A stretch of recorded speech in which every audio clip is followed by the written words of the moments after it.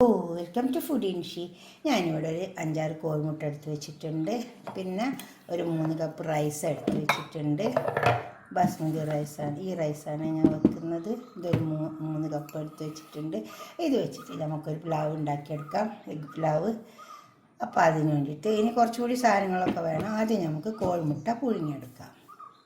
ഞാനിത് ഈ കോഴിമുട്ട ഒന്ന് പൊരിച്ചെടുക്കുന്നുണ്ട്. വല്ലാതെ പൊരിച്ചെടുക്കേണ്ട ആവശ്യമൊന്നുമില്ല. കുറച്ച് ഓയിൽ ഒഴിച്ച് കൊടുത്തിട്ടുണ്ട്.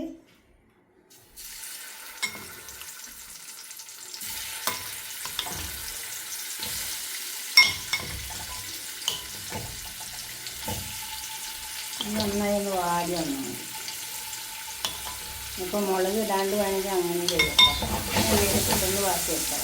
ഒന്ന് വാടി ഒരു ഉള്ളി വെച്ചിട്ടുണ്ട്. അതിൽ പശു നെയ്യ് വെച്ച് കൊടുത്തിട്ടുണ്ട്. നമുക്കിതിൽ കുറച്ച് മസാല ഉണ്ട്, ഗരം മസാല വാട്ടിയെടുക്കാം.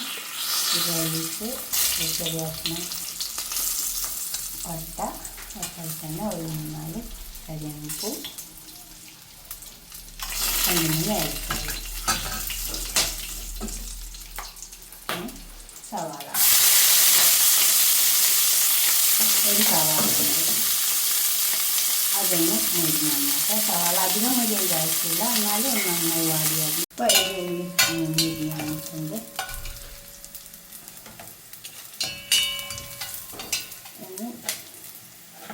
ഇഞ്ചി വെളുത്തുള്ളി ചതപ്പിച്ചുകൊണ്ട്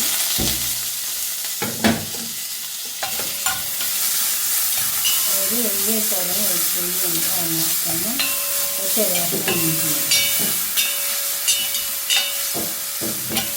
ചൂടുള്ളതുകൊണ്ട് ഇത് നല്ല പച്ചമണമെല്ലാം പെട്ടെന്ന് പൊയ്ക്കും. അതിന് തക്കാളി കൊടുക്കാം.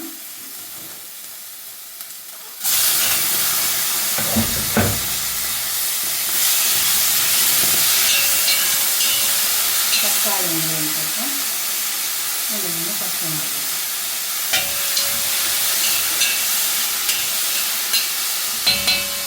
തക്കാളി തോന്നിട്ട് ഉപ്പിട്ട് വെക്കാം. അതിലേക്ക് നമുക്ക് വെള്ളം ഒഴിച്ച് വെക്കാം.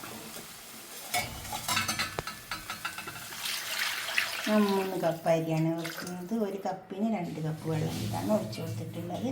ഇനി ഇത് വെള്ളം തിളക്കട്ടെ എന്ന് തരിട്ടു. വെള്ളം തിളച്ച് വന്നിട്ടുണ്ടെങ്കിൽ നമുക്ക് അരി കഴുകി വെച്ച് ഇതിലേക്ക് ഇട്ട് കൊടുക്കാം.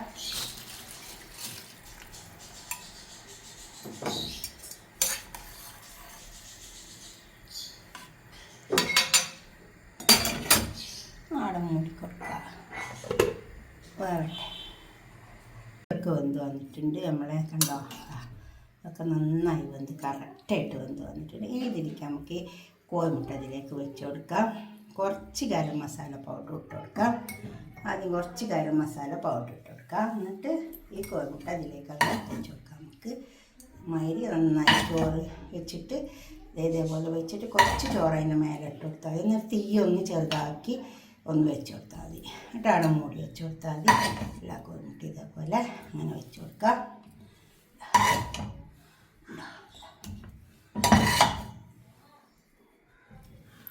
കുറച്ച് ചോറിന് മേലെ ഇട്ട് കൊടുത്തിട്ട് നമുക്ക് അവിടെ മൂടി വെച്ച് കൊടുക്കാം.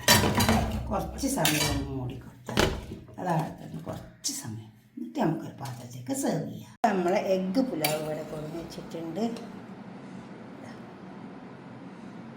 ചൂടോടെ കൊടുന്ന് വെച്ചിട്ടുണ്ട്. ഇത് കഴിക്കാൻ നല്ലത് തക്കാളി ചട്നിയാണ്. നല്ല ടേസ്റ്റ് ഉണ്ടാവും തക്കാളി കൊണ്ട് ഉണ്ടാക്കിയാൽ.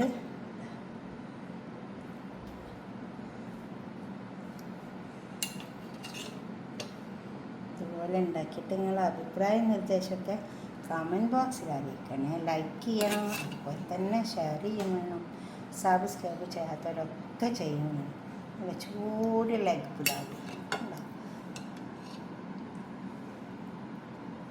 നല്ല രുചി ഉണ്ടാവും. ഉണ്ടാക്കിയിട്ട് നിങ്ങളെ ഷെയർ ചെയ്ത് കൊടുക്കണം എല്ലാവർക്കും. അതുപോലെ തന്നെ ലൈക്ക് ചെയ്യും വേണം. ഉണ്ടാക്കി നോക്കിയിട്ട് ലൈക്ക് ചെയ്യുക. ഓക്കെ, അടുത്തൊരു വീഡിയോ ആയിട്ട് നമുക്ക് പിന്നെ കാണാം. ബൈ.